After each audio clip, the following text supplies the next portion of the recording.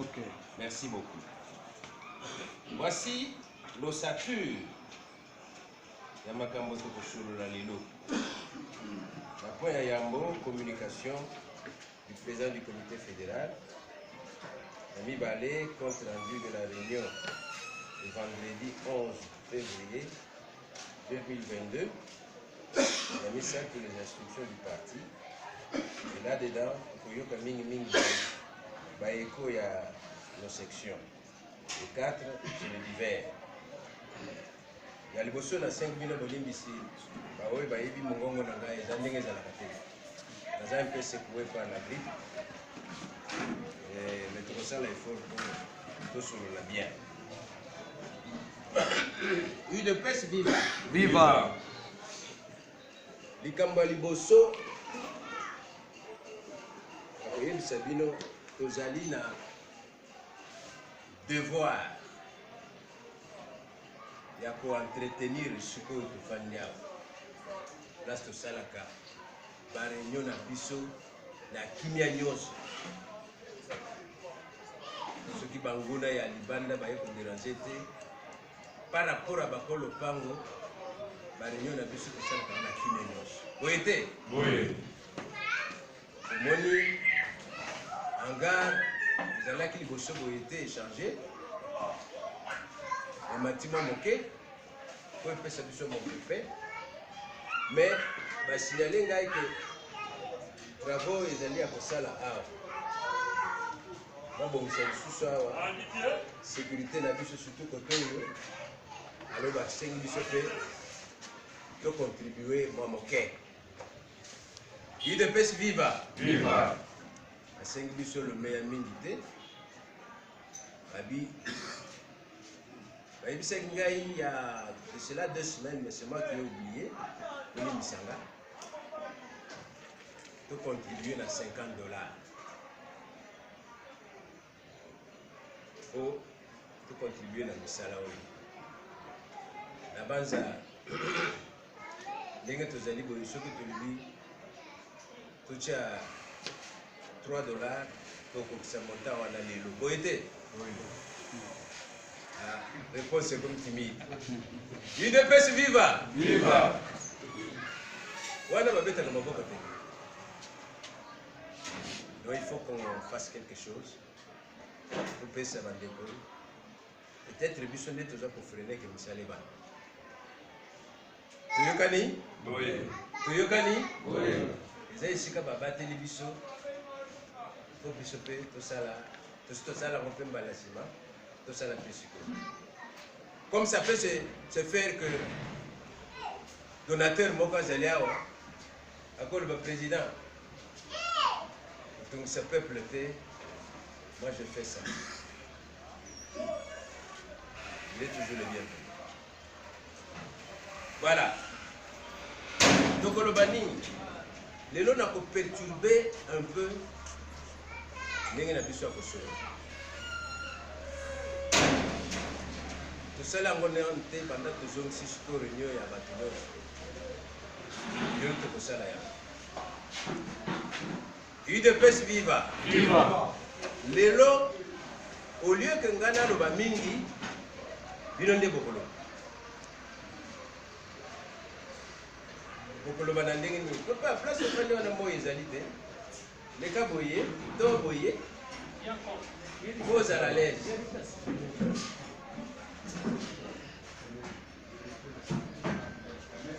À la longue peut tokoluka totia eloko moko wana mpona moyi. Oui. C'est possible, non? Oui. Totisia yango kota ya batolo wana odiembeli moyi kopuke makasi mingi bokosala yango boye. Très bien. Voilà, les lobbies de Bokoloba. Pourquoi? Parce que pour le membre de l'UDPS, il est attentif. Parti Nabiso, ils ont traversé un moment de turbulence. Ils ont le col à ce qui m'a dit qui passe pour la commission. Moi, c'est un moment douloureux. Avec ce qui est arrivé, nous sommes dans une période de turbulence. Et si biso na bino tozo sangana, quelque part bato bazo sangana te. Vous comprenez nga? Oui. Ce qui biso na bino tozo ko sangana, po biso toza molende et toza bato ayi de pes. Mais à quelque part les gens hésitent à se réunir. Il y a eu crise de confiance entre la base et les dirigeants, quelque part. Alors, le cas là, c'est que biso tozo sangana. Moko na moko ndenge bozali boyi, bozali koyoka, bozali komona, bozali pe koloba. Eza bongo te? Alors lelo na kobenga eloko wana fédération ouverte. Moto nyonso aza na likambo lelo oyo ayoki amoni oyo eza koboma parti oyo ko permettre que parti etambola. Vous avez le temps de le dire aujourd'hui en personnalisant les interventions. Non, il faut rendre les interventions impersonnelles. C'est-à-dire qu'au temps de combo ya moto, au moni, au yoki, au lobby, au PCP contribution à yo, parce que nous sommes à l'époque où il faut écouter beaucoup. UDPS viva. Viva. Il y a beaucoup de biloba loba. Il y a beaucoup d'histoires et ça comme dans les réseaux sociaux. La seule différence que puisque vous allez avoir analyste comme ça là, faisait objectif. Parce que nous avons le souci que parti Nabiso est en mola ekende liboso. Voyez-vous? Tobandi na wana. Et nous allons conclure par après. Voilà, j'ai ouvert le débat. Mais ce que c'est une parole. Quand vous allez on a le comme 17h, non, bakisa. Bakisa, il est levé. Toyokani, au seki parole, kanisa ke moninga pe azali pembeni akoloba. Zala précis, concis et bref. Toyokani? Oui. Toyokani? Oui. Tobandi na mon adjoint. Merci beaucoup, Monsieur le Président. Vous faites viva. Viva. Monsieur le Président de Sika Eye, aussi là, vous savez, nous sommes au Sarawana. Ça ne serait que du redit. C'est vrai que c'était un travail humain qui a des imperfections. Tout a été dit au mot en bas dans notre mémorandum. Mémorandum au peut bien que Ezalaki na ba terme sous Sengalaki pour cancer un peu, pour recadrer, mais tout a été dit. C'est comme aujourd'hui, l'histoire du Congo a été dite lors de la conférence nationale souveraine. Vous aviez senti en son temps, c'est ce qu'il revenait toujours à la conférence nationale souveraine. Bien sûr, il fallait l'adapter avec les circonstances et du temps. Le mémorandum, tel que nous l'avions élaboré ce mois-là, pouvait résoudre beaucoup de problèmes au sein de notre parti. J'ai dit, je vous remercie. Merci. UDPS viva. Viva. Avant qu'elle continue, il y a maintenant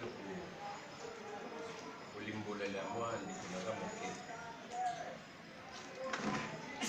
Il y a Liboso, le mémorandum, on a tout le temps. C'est ce qui fait que Batomingi Bazaliawa, Bayebi Makambouza na mémoire wana te. Vous avez été? Oui. Yami Balé, Monsieur le Président. Ata mokanda yo moko komi. Ce que relire yango po comme lisusu commandé comme il faut sauter. Vous avez été? Oui. Voilà pourquoi je me suis dit, Et ce qui a été écrit dans les mots, Ming Bazela va participer à la rédaction de mémoire à déclaracité, n'est-ce pas?